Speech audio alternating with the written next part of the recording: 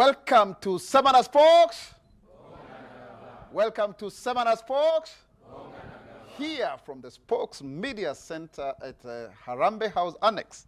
And today we have many guests from different universities because they want to hear what we have under the Higher Education Laws Board. But before we get into that, let's see what we have from the government today. President William Ruto launched the Makupa Modern Market and Affordable Housing projects in Mombasa as part of the government's bottom-up economic transformation agenda aimed at improving livelihoods, creating jobs, and expanding access to decent housing. The president said the projects are part of the government's broader plan to spur economic development for small-scale traders and enhance urban development. He also launched the last-mile connectivity project in Mariakani in Kilifi County as part of better deliverables aimed at expanding electricity across and improving livelihoods. The National Treasury has clarified that the proposed 20% excise duty on mobile phones is not a new tax, but a move to simplify the current taxation structure and reduce multiple levies on phones. It also stated that the Finance Bill 2026 does not introduce a 5% withholding tax on digital content monetization, contrary to reports circulating in sections of the social media. This is misinformation, disinformation. Hiyo ni fake news. Treasury further said the bill seeks to improve clarity on digital payment taxes and introduce reporting requirements for virtual assets transaction as part of strengthening tax administration. The National Assembly, on the other part, has dismissed as false claims circulating online that the Finance Bill 2026 contains provisions on land or proposes annual land rent on freehold land. In an explainer, the Parliament clarifies that the bill has no clauses on land matters and urged Kenyans to disregard misinformation that is circulating online. In fact, this morning, very early in the morning at 4 a.m., we are having that conversation with the clerk of the National Assembly because there's a lot that people are talking about here that is false. The National Transport and Safety Authority has announced the rollout of the Electronic Motor Vehicle Registration Certificate, e-logbook, starting from 10th of June 2026 through the e-citizen platform. So please, you have to get your e-logbook. The digital system will replace paper logbooks to enhance efficiency. So there's no other time that you are going to have your paper logbook there.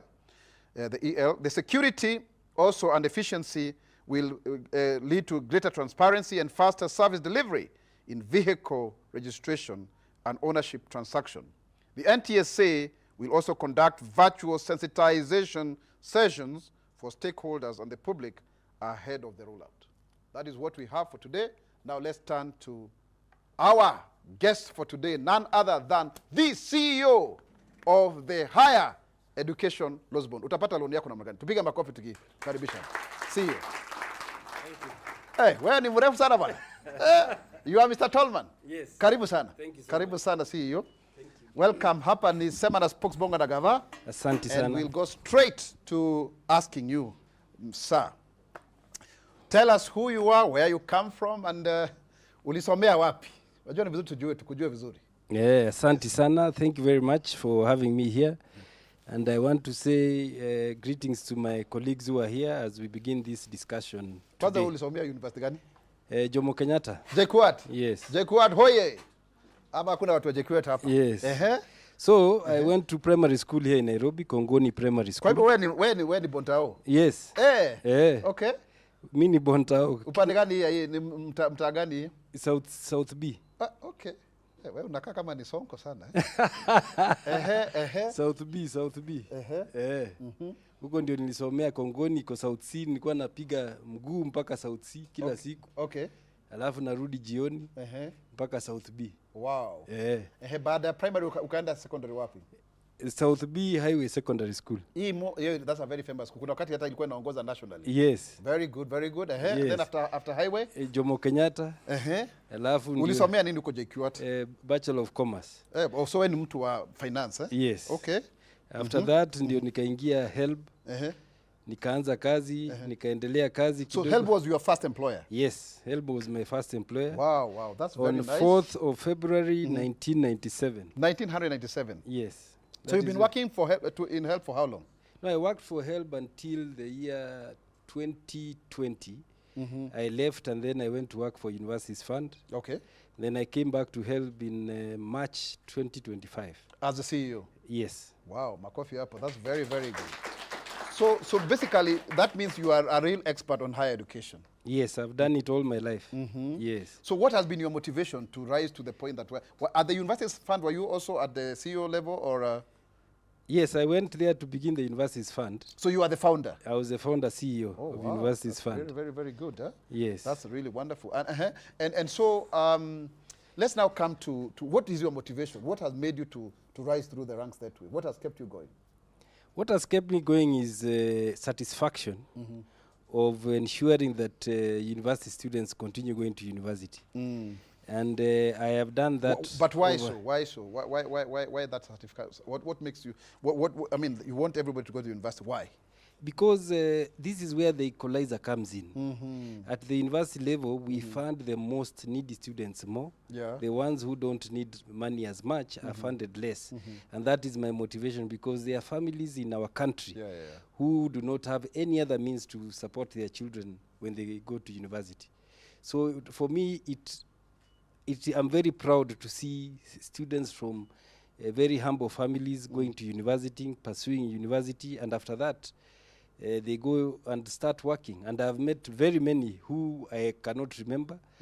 And there are others are doctors. You go to a hospital, somebody tells you that I saw you at Helb. Maybe they did not know your name, but you assisted or you made sure I was paid on time. After that, others even came back for their masters and we were able to support them. Wonderful. So basically, you say that at the Helb now, that is where the saying by Horace Mann, one of the American congressmen, that education is a great equalizer, really happens. Yes, because, you know, unlike wealth or a shirt or whatever we have, that you can be able to lose. But once you go to school, you cannot lose the education that you have gotten. Okay. It is the only thing that somebody cannot take away from you unless you go mad. I get you. Yes, and many of us over life, you don't go mad. So you are sure to retain that knowledge so that you can be able to pursue and it doesn't get away from you. It's wonderful. It doesn't matter which background you come from. Yes. So now, according to the statistics that we have explored here with PS in Nyangala, we see that we now have 86 universities, 46 public and 40 private, over 670,000 students. That's a huge number of clients. Yes, and to date, we have financed about 2 million Kenyans since Helb was established. Just to give you a history of the financing of university education, it all started in 1952. 1952? Yes. Wow. That is the first time the Kenyans were given money to go to university, but then they used to go outside the country. Like Makerere? Yes, they used to leave. At that point, you had to leave a collateral with the government. So to date, we still have about 74 title deeds in Helb. From those days? Yes, there are some parents, and even then, because of education, it was so important. Neighbors could even give a title deed to the neighbors, and they go away, and then they forget to come and retrieve. So later, when they go to the lands office, maybe they want to transfer, they find that it was charged by the ministry, the colonial government then. Remember, that was not the Kenyan government, because we hadn't gotten independence. So there are many Kenyans who got that facility, and they went, others have come and gotten theirs. I would say we have about 74 title deeds that are still there. So if your grandfather doesn't have his title, and there is an uncle of yours who went to university, maybe they should come and check whether it is with us. Yeah, so that is when funding started. And we went on, it was for Kenyans going outside the country until 1975. Okay. when now we had the first university in Kenya, which started in 1973, University of Nairobi. And the University of Nairobi, we were able to fund the first students, 1,600 students, because it was the only university under the East African community. There were other university students who were in Dar es Salaam, others in Makerere, but the total population then was 1,600 across. In Kenya? In Kenya, Kenyans in all the universities? All the 3 universities. In East Africa? In East Africa. East African University. And they were given loans. So now that time we used to hear people talk about boom. Yes, that is the time of boom. So what was it different from the current Helb? Sisi wakati wetu tulikuwa tunaita chacha. Yes. I remember coming with my friend Martin Obiero. We didn't even know town, by the way. Yes. Tunasunguka tukitafuta anniversary towers, you know. Sometimes unashindwa kama ulienda west ama east.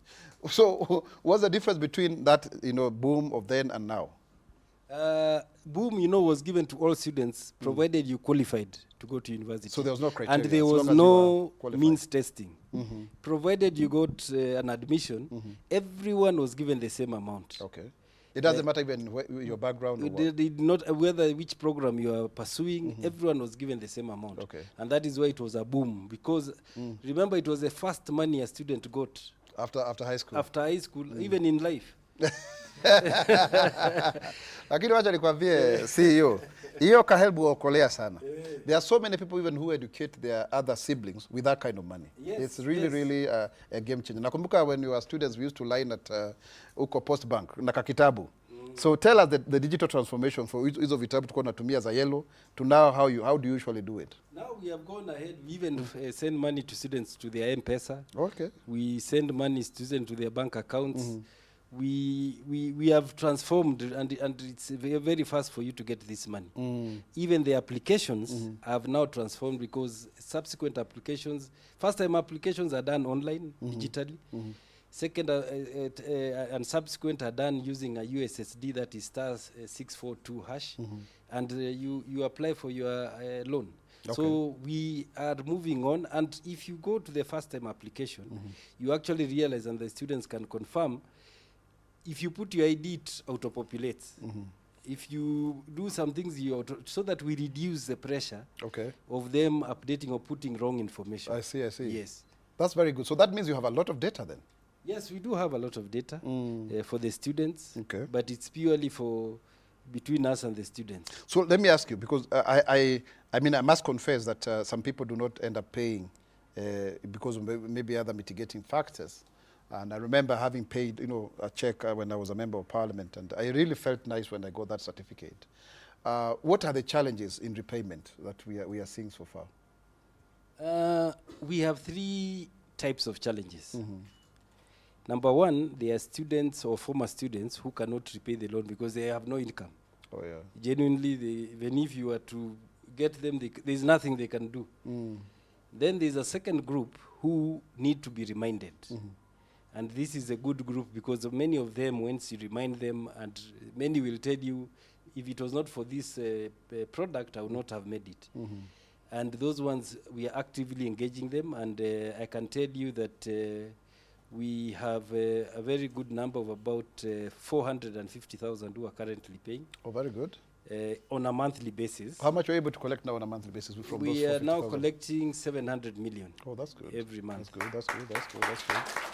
And wonderful. That money is the one that goes to support these students. Okay. Because we don't use that money. The money we get from government, we add on top of what we'll collect every month to pay the students. So how much is your annual capitation right now, allocation from the Exchequer? Our annual capitation is 41 billion. 41 billion. And how much is circulating now within the revolving fund? We have now 46 billion, which we give on a yearly basis. But our capital base is at 200 billion. Wow, that's really wonderful. That's a huge institution. From the laws of when? Maybe by the time you joined in 1997? 1975. But when you joined 97, do you remember how far it was and how many people you were funding at that point in time? No, that time we used to fund about 30,000 people. Only, yeah. Only. Yeah. And over the years, you've seen we have grown the number of students we are funding. up to now when we are funding over 650,000 students. In a year? In a year. Wow, that's amazing. And that does not just include university students. Which other people do you fund? We are funding TVET students, okay, and university students. Over all the from first year to fourth year, TVET, from artisan, certificate, and also diploma. Okay, so in terms of the ratio, who are the majority? Is it the university students or the tertiary? No, the university students are the majority. If you look at the 650, about 400 are university students. Okay. 200, they are about, and 50 are TVET okay. students. So we see that, so in terms of Helb, you know, I mean, Helb is a very good breeding ground, because when I was a student leader in KU, na naona watu wa KU wako hapa, tulikuwa tunasumbua sana huyu anaitwa nani, Cheboi, the current governor of Baringo. Yes. He was a CEO, and also Belio Kipsang, the current PS for immigration. Yes. Now another gentleman called Halake, I don't know where he went to, and also Mr. Ndegwa. Yes. Tulikuwa tunakuja hapo, you know, nini, students with disabilities, and they used to listen to us. Sometimes we even had meetings with the student leaders. The question I would want to ask you, in terms of those that really are very needy, is there some bursary program for them? Yes, we have 237 million is been set aside for bursaries. Okay. And out of this, we give 137 million to university students and 100 million to TVET students. Okay, these are the most needy. These are the most, after you give them the normal loans, then you look at the ones who cannot be able to support themselves, what the household is supposed to pay. Can't pay, won't pay. Yes. And how much do you give us for bursary? In the old model, we were giving between 4 and 8,000. Yeah. In the new model, we are giving between 5,000 and 40,000. Oh, wow. Yes. Wow, amazing. So if you get 40,000, that would also be for your tuition or up to upkeep? No, that is purely for tuition, because you see, the money we are giving you is because you cannot, your household cannot be able to support. Yeah. So we supplement the household contribution for the student, and then they can be able to support themselves with the upkeep that we have given them. In the new funding model, we were able to increase the upkeep by 8,000. Remember, when you were getting your loan, yes, we used to get 60,000 for 60,000, then you get 16,000. Then you remove 8,000. Yeah. So that goes direct. Now that 8,000 we have given to the students. So now a student who gets 60 gets the full 60,000. Oh wow, that's good. That's good. That's very good. Yeah. Oh, that's very good reforms. Now, how would you describe the institutional evolution? You know, from a student loan provider to a broader enabler of education opportunities.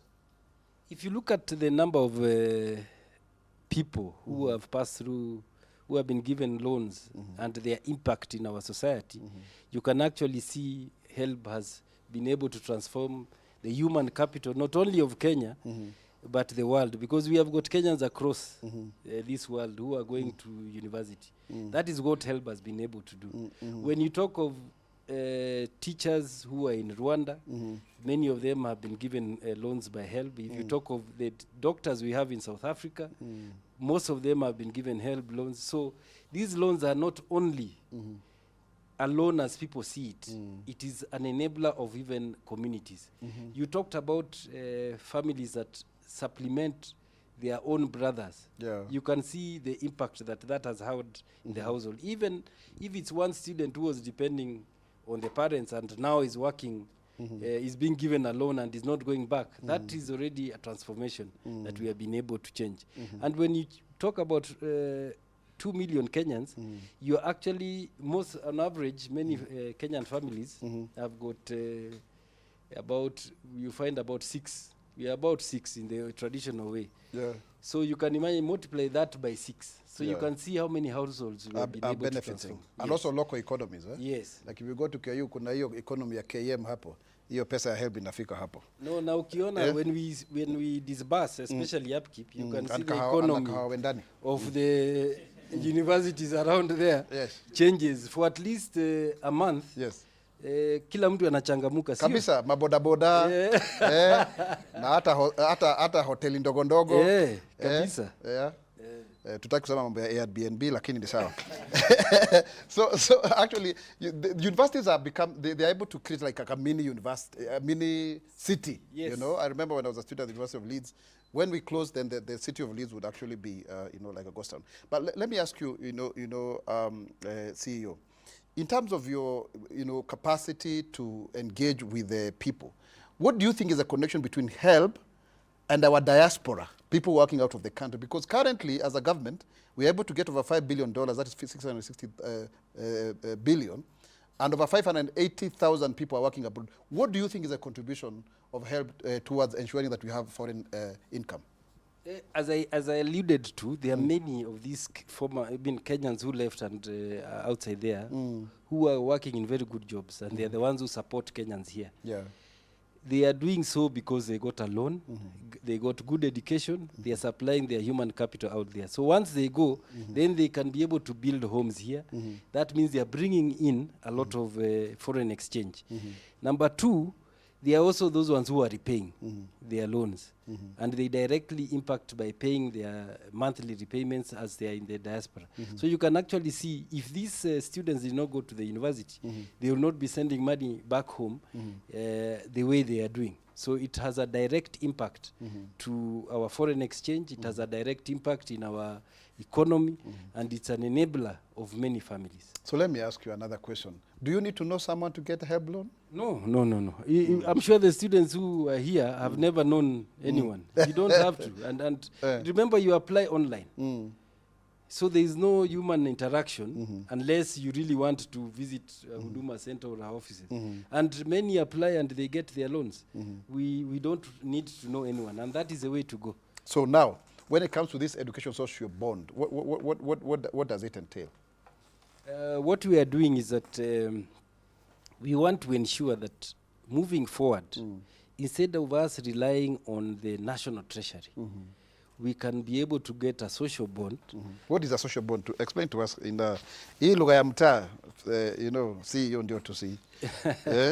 A social bond is where we will be able to securitize the loan repayments that we are getting. I see, the 700 million. Yes. Okay. We have already had discussions with the World Bank, and they have looked at our loan book, and they have said that this can be securitized. So that you remove from the exchequer. So that we, instead of students having delays, the same way you find sometimes we have delays because we are expecting KRA to collect money, give the national treasury, and then we get... So we will go to the market. When we want to get funds for the students, and we know the first semester is opening, we will just go to the market, we get the money well in advance, and we issue to the students in good time.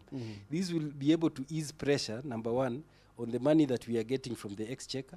Number two, ensure that the students get their money in good time. Number three, ensure the universities also get the tuition component in good time. And we remove this issue of strikes. The students don't have to inama and all these things. And if we are able to do it properly, and that is how we are going to do it, we will ensure that even the component they are being given could be increased. Because so let me ask you, we've done the same program with the roads. We've securitized the fuel levy. We were able to get over 176 billion Kenya shillings. We've been able to unlock 6,000 kilometers of roads that are installed. And you had the president speaking very well on Monday, the last week, on the issue of that people saying we should not do. So what is the projection? If you get, are you securitizing the whole 700 million per month? No, we will only securitize maybe about 500 million. What will it yield to? You get in advance how much money? And the first tranche that we'll require, because it's only the shortfall that we are looking at, maybe about 43 billion. Okay. Within a period of... within the next financial year. Okay. And then we can be able to build on that as we move along. By the way, this thing is not been done here alone. Okay. If you go to Malaysia, they don't get money from the national treasury. Okay. They have securitized the same thing we want to do. Colombia has done the same thing. Yeah. Chile has done the same thing. It is because these numbers will keep growing. Yeah. I have told you that we started with 1,600 students. Yeah. Today, when you look at COOP's numbers, in 1 year we are admitting last year the KCSE class of 2025, we are talking about 270,000 students got C+ and above. And next year, it will not be less than 270. It may be even 300,000. So the number will keep on growing because also population is growing. Yes, yes. And it's not, let me say it's not a sad thing, but we are developing. The percentage of transition to university in our country is at only about 26%. Only? Yes. So out of 10 students, only about 3 at most go to the university. Yes. So they're not even 3. Because the ones who went through KCSE were 1 million, or around there, and then the ones who got C+ and above are 270. So that's about 27%. Yes, 27%. Yeah. Now, if you look at developed countries, you are talking about transition rates of between 40 and 60%. Wow. Yes. So if we are to move in the same tandem trajectory, as the population grows, country, if in a given time we have 2 million students, maybe by the year 2030, those years, because it's 100% transition, then you'll be getting about 700,000 students transiting to a university in 1 year. There is no way National Treasury can be able to afford that. So you are being futuristic. Yes, unless we push the whole budget to support students. Yeah, and which is very difficult which because is not realistic. Currently we have a national budget of 28% going to education, of which is 767 billion in the next financial year. And you see, that is not really something that is sustainable if we do not also try to remove the pressure. But do you fund students from private universities? We give loans only to students who are in private universities. They don't get a scholarship. Or only loans? Only loans. Okay. Because they'll pay that. Scholarship is for students who are in public universities. They get a scholarship and a loan. Oh, wonderful. Makofi kabisa hapo. I think there's a lot that we are learning. Let's take a short break, and when we come back, we'll continue to see what questions you have for our CEO. He in his Sema na Spox. Sema na Spox. Bonga na Gava. Hapo.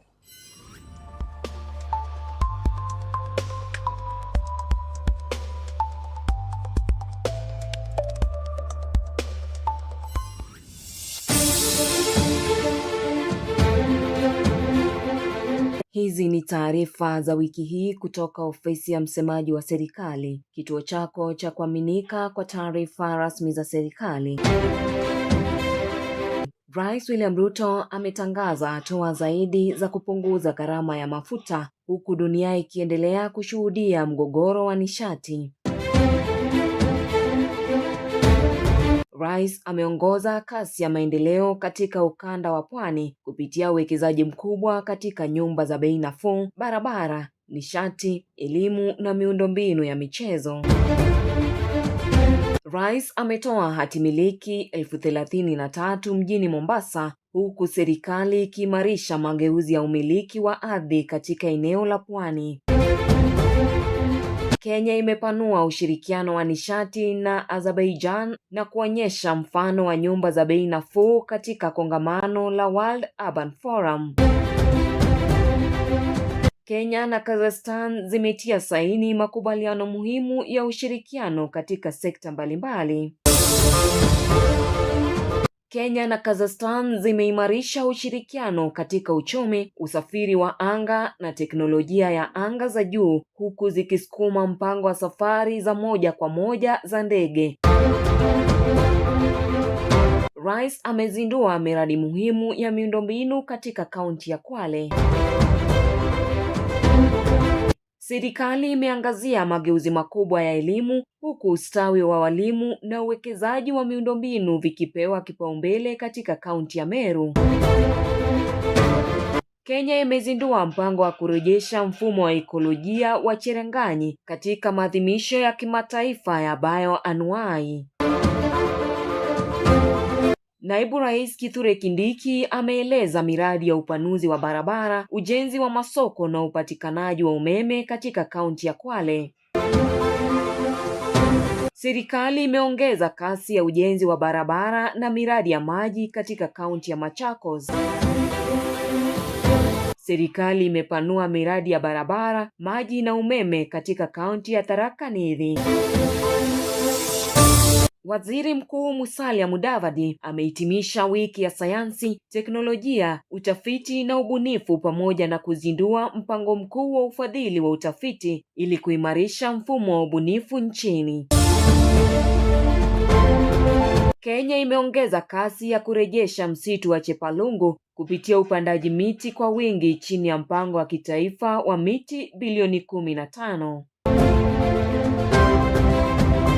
Msemaji wa serikali Isaac Mwaura amehimiza vijana kukumbatia ubunifu, uongozi na ujasiriamali katika tuzo za KUSA mwaka 2026. Kipindi cha 29 cha Sema na Spox, Bonga na Gava kimefafanua mfumo wa upangaji wa wanafunzi kujiunga na vyuo vikuu na taasisi za elimu ya juu nchini. OGS Inspirational Wednesday kimeangazia umuhimu wa kuimarisha afya ya akili ya wafanyikazi. Uwanja wa michezo wa Wajir unakaribia kukamilika huku Kenya ikijenga uwanja wa kwanza wa kisasa wa michezo katika eneo hilo. Waziri wa Afya Aden Duale ametoa wito wa kuimarishwa kwa sauti ya Afrika katika mkutano wa afya duniani. Kenya imeonyesha matumizi ya mifumo ya afya inayotumia akili mneba pamoja na juhudi za usawa katika upatikanaji wa chanjo ya kifua kikuu. Kenya Medical Training College imetangaza marekebisho ya kozi pamoja na fursa za ufadhili wa masomo ya uuguzi. Serikali imeanzisha rasmi ujenzi wa chuo cha walimu cha Garsen ili kuimarisha mafunzo ya walimu chini ya mfumo wa CBE. Ni mwisho wa taarifa zetu za wiki hii. Tukutane tena wiki ijayo.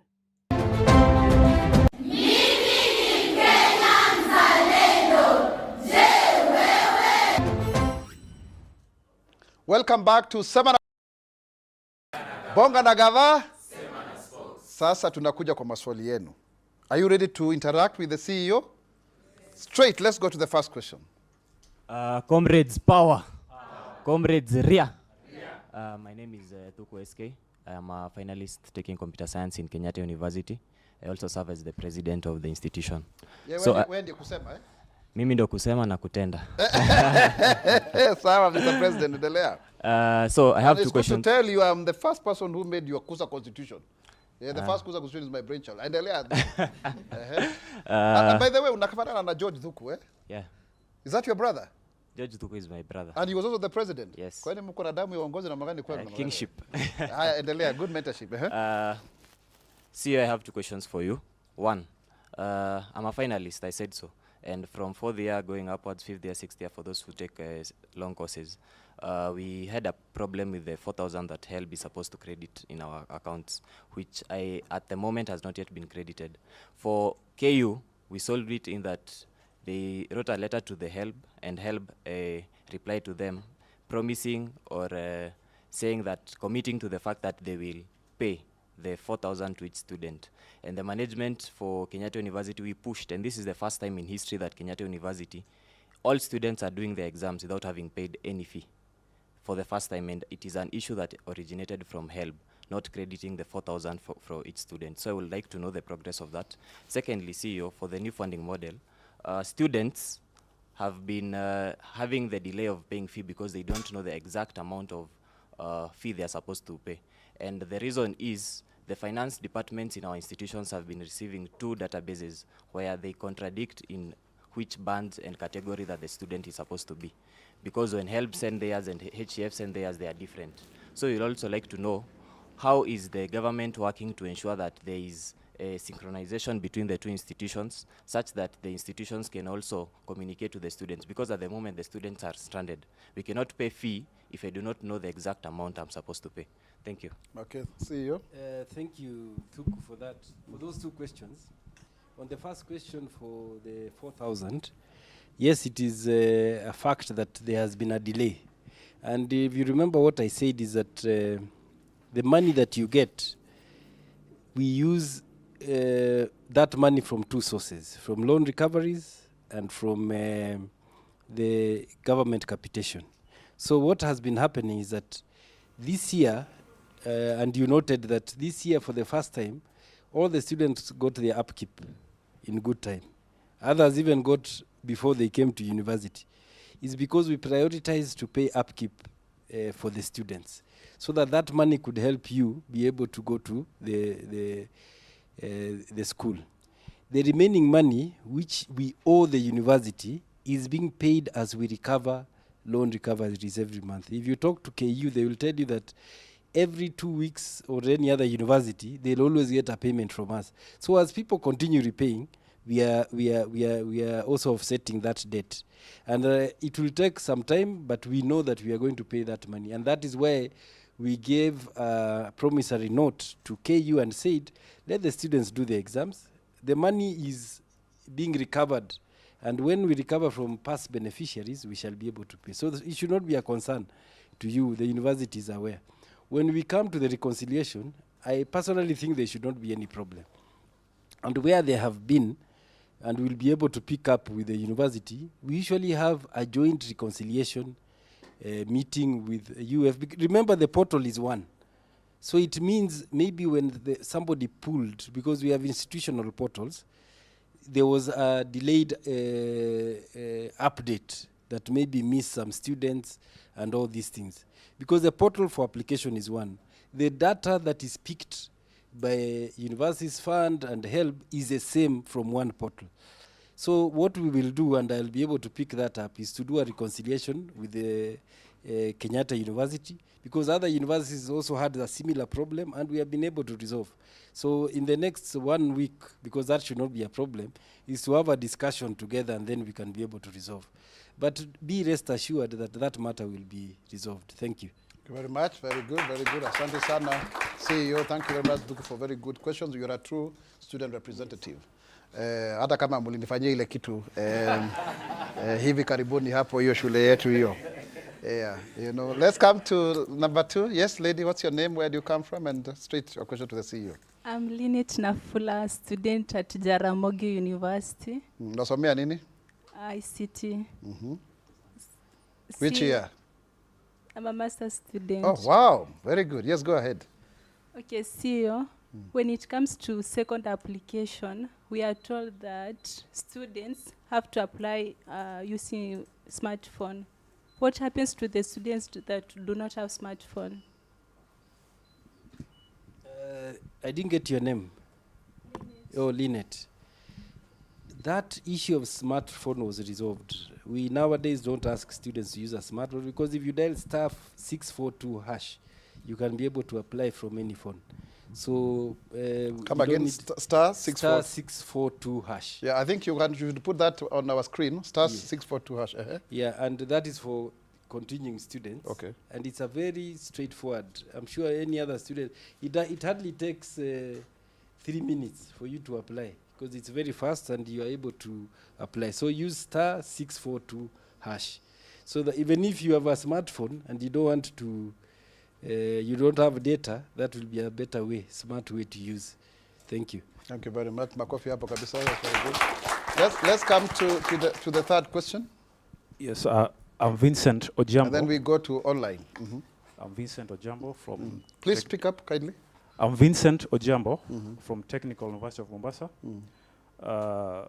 A finalist, final year student. Unasomea nini Ojambo? Statistics and computer science. Okay, where do you come from? I'm from Busia. Okay.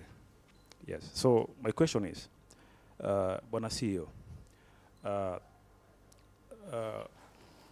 what can you tell those students who are unable to pursue their higher education due to financial challenges? Yes, thank you. Thank you very much, Ojiambo. I want to tell all Kenyans, because this is something that affects not only the students, but households, that the government of Kenya is committed to ensure that no student is left behind. In fact, our slogan for the new funding model is that no student is left behind. In the old funding model, Daktari here will tell you not all students used to get a loan. For sure, for sure. Yes. Now all the students are getting loans. So That's really good. I want to give that commitment that shall be able to continue. And that is why we are looking at alternative means of supporting these students by going for other ways to source for funds from the traditional way of just relying on the National Treasury and loan recoveries. So I want to assure all students, parents, and stakeholders that they can be able and they should be able to apply for their loans online when we open. We are just waiting for COOPs to complete their placement so that we can be able to open most probably by the second week of July. And for the other ones who are continuing, very soon we'll be able to open so that they can be able to apply and they'll be able to get funds. Thank you. Very good. Good. Let's go to another question from the floor. Hi. My name is Crispina Zwekesa, Congress School of Information Science and Technology from Kisii University. My question is, if someone gets an employment in the private sector, is that person supposed to pay the loan at that time or until he or she is employed by the government? Thank you. Thank you, Crispin. Loan repayments are not based on only if you are working for government, provided you have got gainful employment, even self-employed. There are many Kenyans who can start their own business and they repay and they are successful. So provided you have got gainful employment, you should be able to start repaying for your loan so that you can help another student. Let me give you an example. And I've told you that we are looking for money from loan recoveries. If you have got 6 students repaying 2,000 each month, that comes to about how much? How much? 6 students paying 2,000 every month? 12,000. 12,000, those students, if you multiply by 12, no. 144. How many students can be funded by those students? So you can see the ripple effect of somebody repaying. And we are only saying 2,000 shillings. If you critically think that 2,000, I'm not saying that it is a lot or it is little, it is relative. Because it depends on how much you can be able to get. But if you can pay 2,000 shillings, you can be able to assist. And if you are 6 of you, you can put so many students back to class. So we encourage anyone who is able to repay, even if you're in the private sector or in the public sector, please repay so that you can assist the current student. Thank you very much. Thank you very much. Now, let's go to our online viewers. What do they have to say? Over to you, Rehab. Hello, sir. Our online viewers would like you to respond to 2 questions. The first, is there any possibility of partial loan waiver, forgiveness, or government subsidy for unemployed or low-income graduates? That is Bernard Onyango from Nairobi on Facebook. And the last, what measures is Helb taking to prevent defaulters from being blacklisted by CRB due to unemployment? That is Mercy Wanjau from Kisii County on TikTok. Thank you. Basically, those 2 issues are on people who have no gainful employment, whether they can be forgiven. Any student or anyone who has no gainful employment, we usually waive the penalty, provided we can be able to prove that, and they are obliged, they can be coming to tell us they are not employed, because we also check to confirm the fact that they are not employed. So Bernard should not get worried that there will be a problem. And if you are not employed, what Mercy is asking, I can assure you that we are a listening institution. If you come, we have a discussion, we can be able to waive any penalties if they are there, and then we agree on a repayment, a flexible, and I insist flexible. It may be, there are people who are paying up to 1,000, others 500. There is somebody who even comes and says, I can afford 10,000. So we have a flexible way in which we can have a repayment plan. And when we have that repayment plan, CRB, you will be able to, your name can be removed from there so that you are not listed. And by the way, we don't just list you on CRB. CRB, you are listed after a period of 10 years. And to be honest, and I'm very sure, and I keep on praying for you guys, there is no way you guys will stay for 10 years without getting gainful employment. So if Mercy has stayed for 10 years, unfortunately, then we'll be able to listen and look at what is the status right now. Because our aim and our reason is not to make somebody not get their income. In fact, if you get employment today and you are listed, and you tell us, what actually happens is that we tell you have got an employment, we'll write a letter to your employer so that you are able now to get that employment properly. And then we can come there. We will enable you. In fact, we will support you to get that. We will not stop you. We will write a letter. We'll just tell you activate your account. How much do you have? Is it 500? You activate. We write a letter and say you are compliant. And then we'll now come there. Because what is the aim? It doesn't make sense, Isaac, for me to deny you a clearance, for you to get employment, and then you will still not pay me. You default, unless you are a madman. That's true. Yes. Now, so we'll enable you to get that employment. And we will, even if it's a blacklist, even if you are doing business, and you tell us that I have now entered into business and I want to get a bank loan, it's only an agreement we'll agree. Okay. We facilitate you to get that bank loan that you wanted to get because of CRB, and then we move forward with you. Okay. So, CEO, I think that's very, very good. I mean, we have really learned a lot. Maybe you can give us your closing remarks now. What is your advice to the nation and to the young people? And my advice is that... maybe your mic, kindly. Oh. Yeah, sorry. Yeah. I forgot. My advice is that I'll want to pick up one of the questions is that the government of Kenya is really committed to finance students pursue their higher education.